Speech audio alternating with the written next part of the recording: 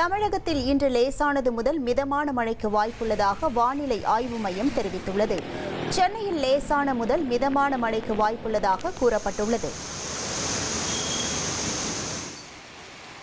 தமிழகத்தில் நாளை முதல் வரும் 13ஆம் தேதி பரவலாக கனமழைக்கு வாய்ப்பிருப்பதாக வானிலை ஆய்வு மையம் அறிவித்துள்ளது.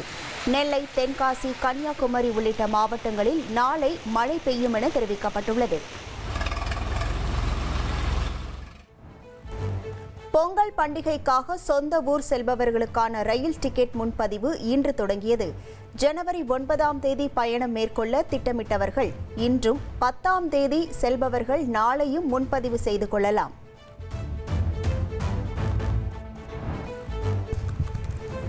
வரி விதிப்பை கண்டித்து தமிழகம், புதுச்சேரி, கேரளா, கர்நாடகா, ஆந்திரா மாநிலங்களுக்கிடையே ஆம்னி பேருந்துகள் இயங்காது என்று அறிவிக்கப்பட்டுள்ளது.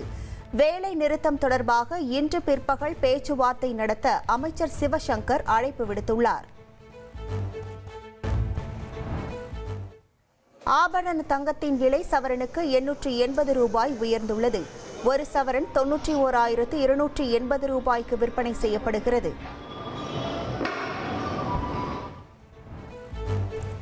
எத்தனை முனை போட்டி வந்தாலும் 2026இல் திமுக ஆட்சி அமைக்கும் என முதலமைச்சர் ஸ்டாலின் நம்பிக்கை தெரிவித்துள்ளார். எதிர்க்கட்சிகளுக்கு வேலை இல்லாததால் அரசை விமர்சனம் செய்வதாகவும் அவர் கூறியுள்ளார். தமிழ்நாட்டில் தேசிய ஜனநாயக கூட்டணிக்கு அதிமுக தான் தலைமை தாங்கும் என அமித்ஷா தெளிவுபடுத்தியுள்ளார். அதிமுகவை சேர்ந்தவர்தான் முதலமைச்சர் வேட்பாளர் என இபிஎஸ் மீண்டும் தெரிவித்துள்ளார்.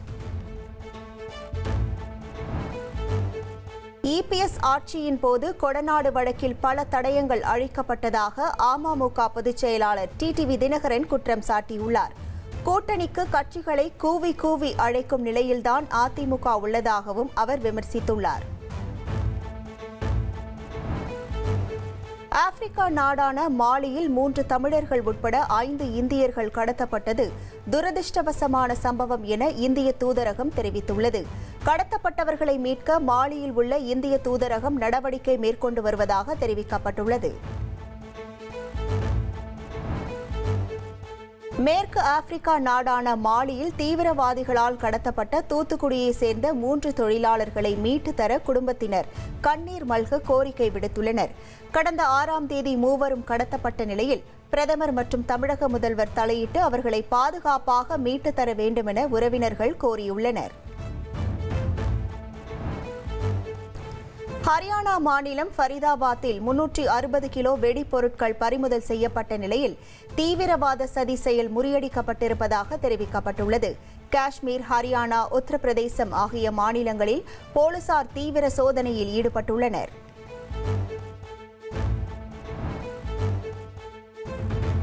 ஜம்மு காஷ்மீரில் ஐஇடி தயாரிக்க பயன்படும் 2900 கிலோ வெடி மருந்துகள், ரசாயன பொருட்கள் பறிமுதல் செய்யப்பட்டுள்ளது. ஜெய்ஷ் இ முகமது அமைப்புடன் தொடர்புடைய இடங்களில் தீவிரவாத தடுப்பு பிரிவினர் நடத்திய சோதனையில் வெடிப்பொருட்கள் கிடைத்துள்ளன. முல்லை பெரியாறு அணை பாதுகாப்பு குறித்து 7 பேர் கொண்ட கண்காணிப்பு குழுவினர் ஆய்வு மேற்கொண்டுள்ளனர். அணை பாதுகாப்பு ஆணைய தலைவர் அனில் ஜெயின் தலைமையில் மெயின் அணை மற்றும் பேபி அணை ஷட்டர் பகுதியில் ஆய்வு நடைபெறுகிறது. கரூர் கூட்ட நெரிசல் சம்பவம் தொடர்பான விசாரணைக்காக மத்திய அரசின் பவர் கிரிட் கார்ப்பரேஷன் அதிகாரிகள் ஆஜராகியுள்ளனர். 2 அதிகாரிகள், ஆம்புலன்ஸ் ஓட்டுநர் உள்ளிட்டோரிடம் சிபிஐ விசாரணை நடைபெறுகிறது.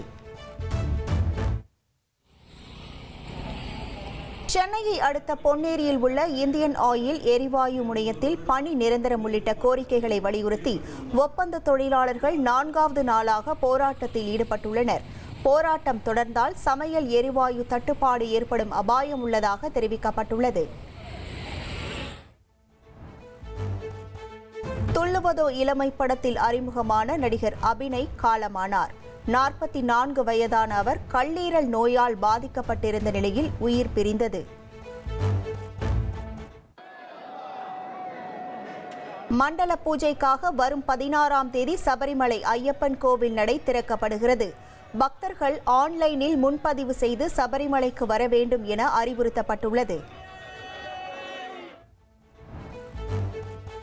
திருச்சி பீம நகரில் இளைஞர் ஒருவர் ஓட ஓட விரட்டி வெட்டி படுகொலை செய்யப்பட்டுள்ளார்.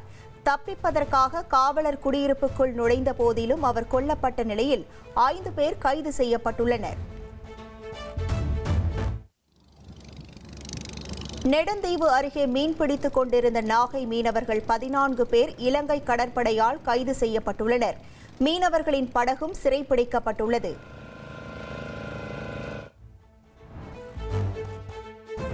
சென்னை ஆழ்வார்பேட்டையில் உள்ள நடிகை த்ரிஷா வீட்டிற்கு மீண்டும் வெடிகுண்டு மிரட்டல். வெடிகுண்டு நிபுணர்கள் நடத்திய சோதனையில் புரளி என தெரிய வந்த நிலையில் போலீசார் விசாரணை நடத்துகின்றனர். அமலாக்கத்துறை சோதனையை எதிர்த்து தயாரிப்பாளர் ஆகாஷ் பாஸ்கரன் தொடர்ந்த வழக்கு. ஆகாஷ் பாஸ்கரன் வழக்கிற்கு தடை கோரிய அமலாக்கத்துறை மனுவை விசாரணைக்கு ஏற்க உச்சநீதிமன்றம் மறுப்பு தெரிவித்துள்ளது. பீகார் மாநிலத்தில் 2ஆம் கட்ட வாக்குப்பதிவு நாளை நடைபெறவுள்ளது. 122 தொகுதிகளுக்கு தேர்தல் நடைபெறவுள்ள நிலையில் ஏற்பாடுகள் தீவிரமாக நடைபெற்று வருகிறது. பெங்களூரு பரப்பன அக்ரஹாரா சிறையில் கைதிகள் மது அருந்துவதை போன்ற வீடியோக்கள் வெளியாகி பரபரப்பை ஏற்படுத்தியுள்ளது. சிறையில் நடக்கும் தவறுகளுக்கு சிறைத்துறை அதிகாரிகளே பொறுப்பு என கர்நாடகா உள்துறை அமைச்சர் தெரிவித்துள்ளார். அசாம் மாநிலத்தில் பலதார திருமணத்தை தடை செய்யும் வகையில் சட்ட திருத்த மசோதாவுக்கு அசாம் மாநில அமைச்சரவை ஒப்புதல் அளித்துள்ளது. பீகார் மாநிலம் தானாபூரில் வீட்டின் கூரை இடிந்து விழுந்ததில் ஒரே குடும்பத்தை சேர்ந்த 5 பேர் உயிரிழந்தனர். 5 பேர் உயிரிழந்த சம்பவத்திற்கு முதல்வர் நிதிஷ்குமார் இரங்கல் தெரிவித்துள்ளார். வங்கதேச தலைநகர் டாக்காவில் ஊதிய உயர்வு கோரி ஆசிரியர்கள் நடத்திய போராட்டம் வன்முறையாக மாறியது. கற்களை வீசி தாக்கியதால் கண்ணீர் புகைக்குண்டு வீசி போலீசார் கலைத்தனர்.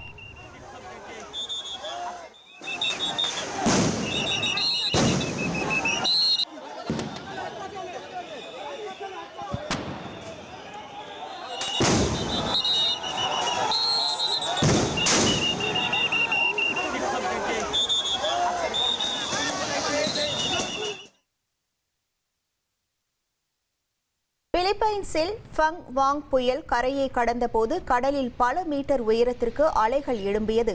230 கிலோமீட்டர் வேகத்தில் பலத்த காற்று வீசிய நிலையில் 2 பேர் உயிரிழந்ததாக தெரிவிக்கப்பட்டுள்ளது.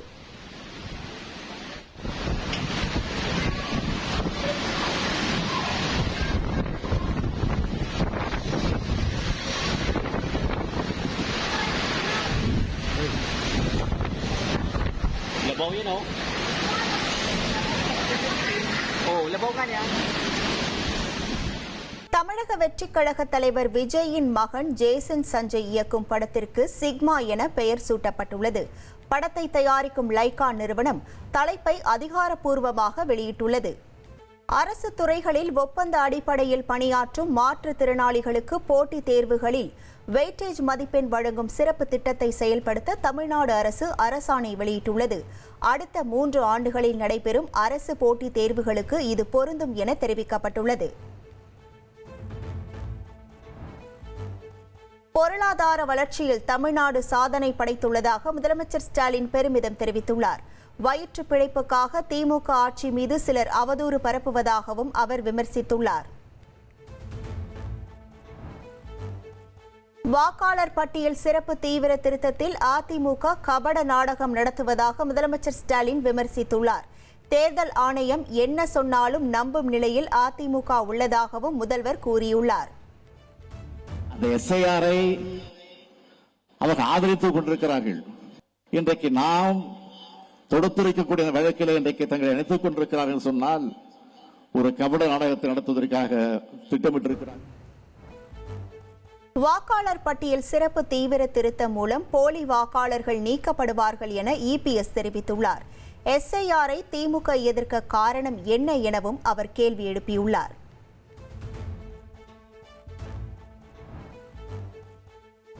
தமிழகத்தில் வாக்காளர் பட்டியல் சிறப்பு தீவிர திருத்த பணிக்கு தடை கோரி மார்க்சிஸ்ட் கம்யூனிஸ்ட் கட்சி சார்பில் உச்சநீதிமன்றத்தில் ரிட் மனு தாக்கல் செய்யப்பட்டுள்ளது. மனுவை அவசரமாக விசாரிக்க கோரி தலைமை நீதிபதி PR கபாய் தலைமையிலான அமர்வில் முறையிடப்பட்டது. இதை ஏற்ற உச்சநீதிமன்றம் நாளை செவ்வாய்க்கிழமை விசாரணைக்கு எடுத்துக் கொள்வதாக தெரிவித்துள்ளது. வாக்காளர் பட்டியல் சிறப்பு தீவிர திருத்த பணிக்கு எதிர்ப்பு தெரிவித்து ஏற்கனவே திமுக சார்பிலும் ரிட் மனு தாக்கல் செய்யப்பட்டுள்ளது. கடலூர் தியாகவள்ளி குடிகாட்டில் சிப்காட் தொழில் பூங்கா தொடங்குவதற்காக 1000 ஏக்கர் நிலங்களை கையகப்படுத்தும் ஆணையை உடனே திரும்பப் பெற வேண்டும் என பாமக நிறுவனர் ராமதாஸ் வலியுறுத்தியுள்ளார். அப்பகுதியினரின் வாழ்வாதாரத்தை பாதித்து சுற்றுச்சூழலை மாசுபடுத்தும் சிப்காட் தொழில் பூங்காவுக்காக நிலங்களை கையகப்படுத்தும் பணிகளை நிறுத்த வேண்டும் என்றும் அவர் கேட்டுக் கொண்டுள்ளார்.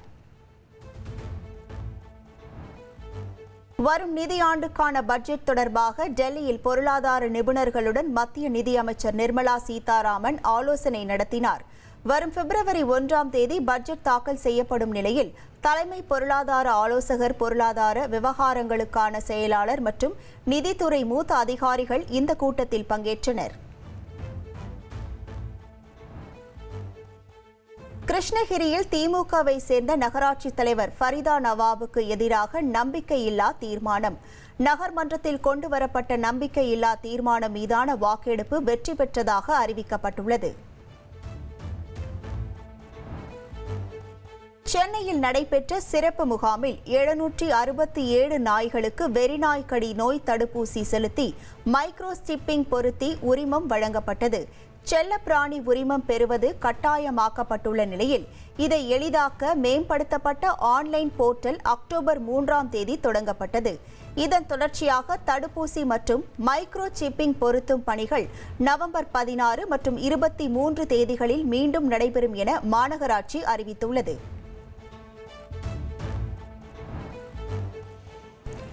ஈரோடு மாவட்டம் பவானியில் கடத்தப்பட்ட 1.5 வயது பெண் குழந்தை 25 நாட்களுக்கு பிறகு மீட்கப்பட்டுள்ளது. குழந்தை நாமக்கல்லில் மீட்கப்பட்ட நிலையில் 2 பேரை பிடித்து போலீசார் விசாரணை மேற்கொண்டு வருகின்றனர். விலை உயர்ந்த செல்போனுக்காக ஒருவரை ரயில் நிலையம் அருகே கழுத்தை நெரித்து கொலை செய்த சம்பவத்தில் மேலும் ஒருவர் கைது செய்யப்பட்டுள்ளார். சென்னை கோட்டை மற்றும் பூங்கா ரயில் நிலையத்திற்கு இடையே ரயில் பாதையில் கிடந்த ஆண் சடலத்தை போலீசார் கைப்பற்றி நடத்திய விசாரணையில் கொல்லப்பட்டவர் புளியந்தோப்பு பகுதியைச் சேர்ந்த அஸ்மத் பாட்ஷா என்பது தெரியவந்தது. மது போதையில் வந்த அவரை திருவல்லிக்கேணியைச் சேர்ந்த சுரேஷ், நெல்லையைச் சேர்ந்த சீனிவாசன் ஆகிய 2 பேரும் மீண்டும் மது குடிக்க அழைத்து சென்று கழுத்தை நெரித்து கொன்றுவிட்டு அவரிடமிருந்த விலை உயர்ந்த செல்போனை திருடி சென்றது தெரியவந்தது. சுரேஷை போலீசார் கைது செய்து சிறையில் அடைத்த நிலையில் செல்போனுடன் தப்பிய சீனிவாசனை கேரளாவில் கைது செய்து திருடிய செல்போனை பறிமுதல் செய்தனர். இதையடுத்து கொலை நடந்த இடத்திற்கு சீனிவாசனை போலீசார் அழைத்து வந்தனர். அப்போது கொலை செய்தது எப்படி என்பதை சீனிவாசன் நடித்து காட்டினார். பின்னர் சீனிவாசனிடம் போலீசார் வாக்குமூலம் பெற்றனர்.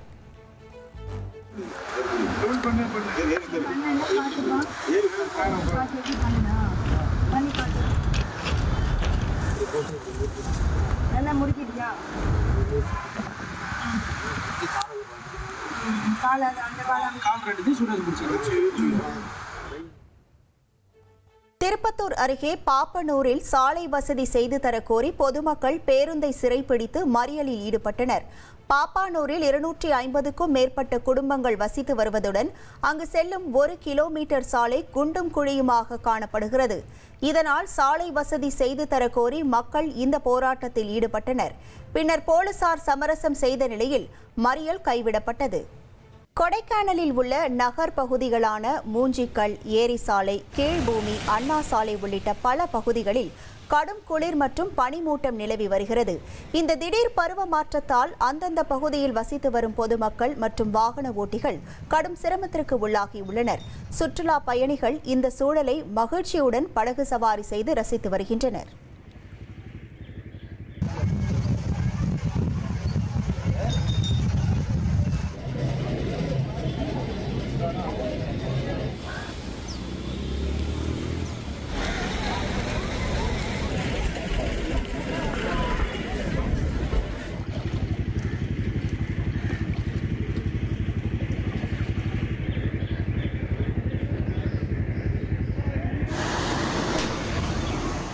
கன்னியாகுமரி மாவட்டம் ஆரல்வாய்மொழி அருகே காற்றாலை ஒன்று திடீரென தீப்பிடித்து எரிந்தது.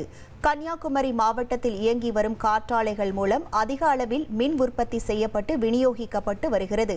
இந்த நிலையில் முப்பந்தல் பகுதியில் இயங்கிக் கொண்டிருந்த காற்றாலை ஒன்றில் திடீரென தீ விபத்து ஏற்பட்டது. மின்கசிவு காரணமாக இந்த விபத்து நேர்ந்ததா என போலீசார் விசாரணை நடத்தி வருகின்றனர்.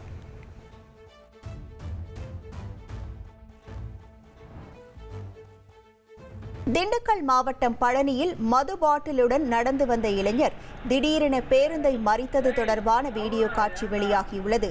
பொள்ளாச்சியிலிருந்து சென்னை நோக்கி புறப்பட்ட ஆம்னி பஸ் ஒன்று பழனி பேருந்து நிலையத்தை கடந்தது. அப்போது திடீரென கையில் மது பாட்டிலுடன் பேருந்தின் குறுக்கே இளைஞர் ஒருவர் பாய்ந்தார். சுதாரித்துக் கொண்டு ஓட்டுநர் உடனே பிரேக் அடித்ததால் விபத்து தவிர்க்கப்பட்டது. கொடைக்கானல் மலைப்பகுதியில் ஆயுத பயிற்சி மேற்கொண்ட வழக்கில் 7 பேர் விடுதலை செய்யப்பட்ட தீர்ப்பை மெட்ராஸ் உயர்நீதிமன்ற மதுரை அமர்வு உறுதி செய்தது. குற்றம் நிரூபிக்கப்படவில்லை என திண்டுக்கல் நீதிமன்றம் 7 பேரை விடுதலை செய்து வழங்கிய தீர்ப்பை உறுதி செய்த நீதிபதிகள் டிஎஸ்பி தாக்கல் செய்த மேல்முறையீட்டு மனுவை தள்ளுபடி செய்து உத்தரவிட்டனர். சட்டவிரோத பண பரிமாற்ற வழக்கில் முன்னாள் அமைச்சர் செந்தில் பாலாஜி சென்னை சிறப்பு நீதிமன்றத்தில் நேரில் ஆஜராகினார். செந்தில் பாலாஜியின் உதவியாளர் தாக்கல் செய்த மனுவுக்கு பதிலளிக்க அமலாக்கத்துறைக்கு வருகிற 24 வரை அவகாசம் வழங்கி நீதிமன்றம் விசாரணையை தள்ளி வைத்தது.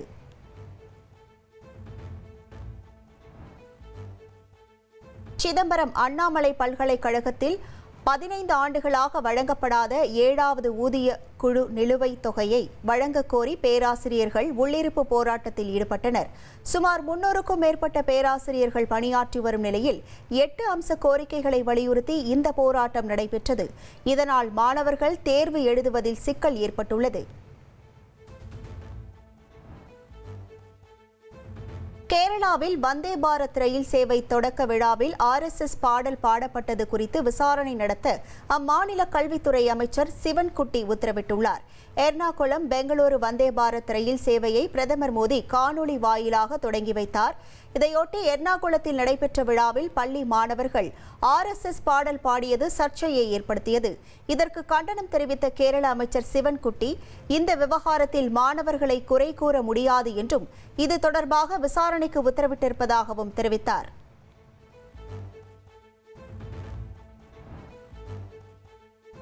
பெங்களூரு விமான நிலையத்தில் இஸ்லாமியர்கள் சிலர் கூட்டமாக நமாஸ் தொழுகை நடத்திய வீடியோ காட்சிகள் வெளியாகியுள்ளன. கர்நாடகாவில் அரசுக்கு சொந்தமான பொது இடங்களில் தனியார் நிகழ்ச்சிகளோ மத நிகழ்ச்சிகளோ நடத்தக்கூடாது என்று தீர்மானம் நிறைவேற்றப்பட்டுள்ளது. இந்த சூழலில் பெங்களூரு கெம்பகவுடா சர்வதேச விமான நிலையத்தில் இஸ்லாமியர்கள் நமாஸ் தொழுகை நடத்திய வீடியோ வெளியாகியுள்ளது.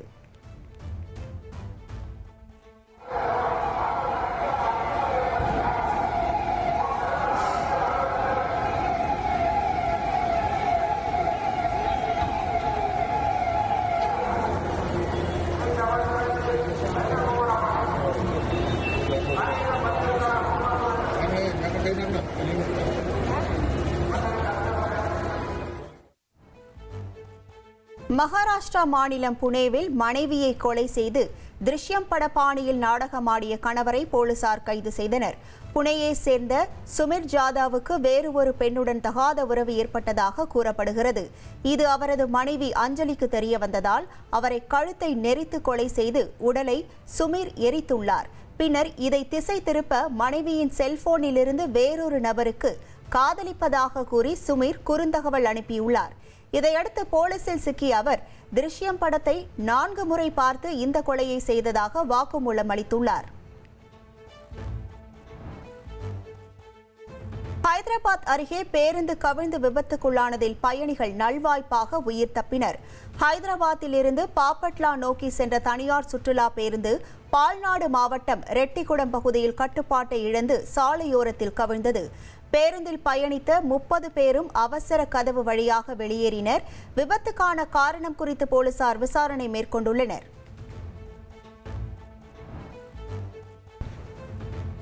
உத்தரப்பிரதேச மாநிலம் பிரதாப்கரில் கஞ்சா விற்பனை செய்ததாக ஒரே குடும்பத்தை சேர்ந்த 5 பேர் கைது செய்யப்பட்டனர்.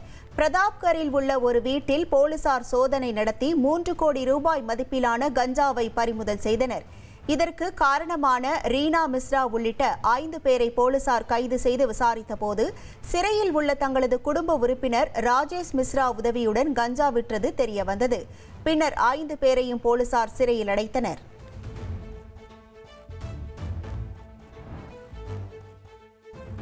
தெலங்கானா இளைஞருக்கு அபுதாபியில் 240 கோடி ரூபாய் லாட்டரி பரிசு அடித்ததால் அவரது கிராம மக்கள் உற்சாகம் அடைந்தனர். தெலங்கானா மாநிலம் கம்மம் மாவட்டம் பீமவரம் கிராமத்தை சேர்ந்த பொல்லா அனில் அபுதாபியில் சாஃப்ட்வேர் இன்ஜினியராக பணியாற்றி வருகிறார். அங்கு அவர் வாங்கிய லாட்டரி சீட்டுக்கு 240 கோடி ரூபாய் பம்பர் பரிசு அடித்தது. இதை அறிந்த அவரது குடும்பத்தினர் இன்ப அதிர்ச்சி அடைந்தனர். மேலும் அவரது கிராம மக்கள் உற்சாக மிகுதியில் கொண்டாட்டத்தில் ஈடுபட்டனர்.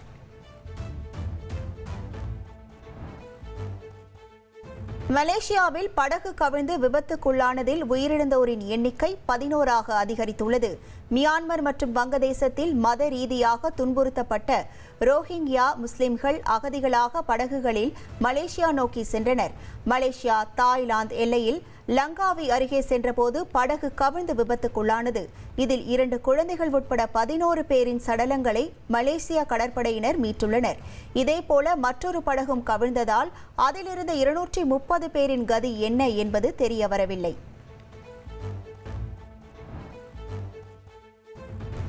ஐரோப்பிய நாடான ஸ்லோவேகியாவில் 2 ரயில்கள் மோதி விபத்துக்குள்ளானதில் 12 பேர் காயமடைந்தனர். அந்நாட்டின் தலைநகர் பிராட்டிஸ்லாவாவுக்கும் பெசினோக் நகருக்கும் இடையே இந்த விபத்து நடைபெற்றதாக தகவல் வெளியாகியுள்ளது. முன்னால் சென்ற ரயில் மீது அதே தண்டவாளத்தில் பின்னால் வந்த ரயில் மோதியதில் விபத்து ஏற்பட்டதாகவும் நல்வாய்ப்பாக யாருக்கும் உயிர் சேதம் ஏற்படவில்லை என்றும் மீட்புக் குழுவினர் தெரிவித்தனர்.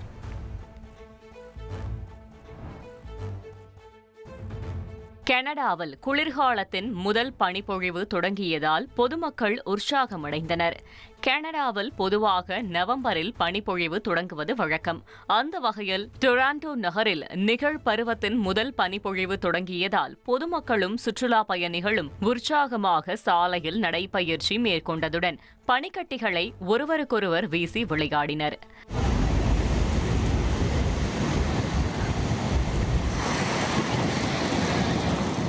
மேலும் வானிலிருந்து பஞ்சு துகள் போல பனி கொட்டியதால் சாலையில் வாகனங்கள் ஆமை வேகத்தில் ஊர்ந்து சென்றன.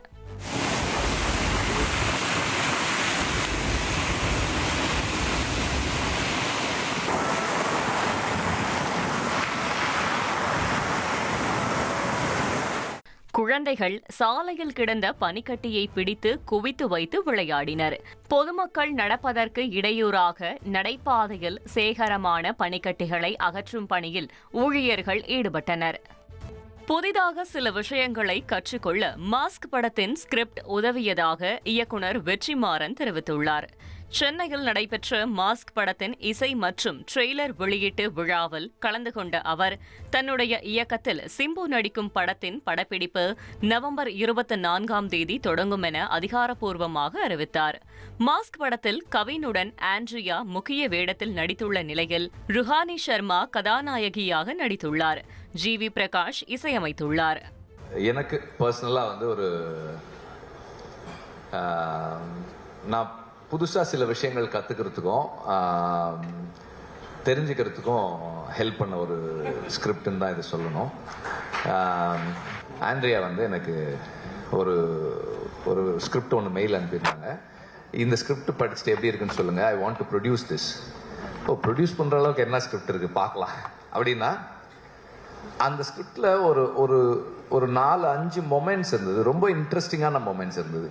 It's like very unexpected moments, unconventional film moments. சினிமாவுக்கு ரொம்ப அன்கன்வென்ஷனலான மொமெண்ட்ஸ் இருந்தது. That excited me. ரொம்ப ஸ்பெஷலாக இருந்தது அந்த கிளைமேக்ஸ். ஏன்னா அந்த கிளைமேக்ஸ் அவங்க ஷூட் பண்ணது நாங்கள் விடுதலை ஷூட் பண்ண அதே இடம் தான். நாங்கள் ஷூட் பண்ணும்போது இருக்கிறதும் இவங்க படத்துக்கு ஷூட் பண்ணியிருக்கிறதும் வேறையா இருந்தது. நெல்சனுடைய ஏதோ இருக்காரு இல்லை ஏதோ சொல்லிட்டு இருந்தாங்க, அது என்ன புரியல. பட் அது ஆக்சுவலாக நெல்சன் இந்த படத்துல வாய்ஸ் ஓவர் பண்ணியிருக்காரு. அதுதான் அவங்க அப்படி சொல்லிட்டே இருக்காங்க. November 21st mask release. Absolutely, sir. November 24th அரசன் ஸ்டார்ட் பண்றோம்.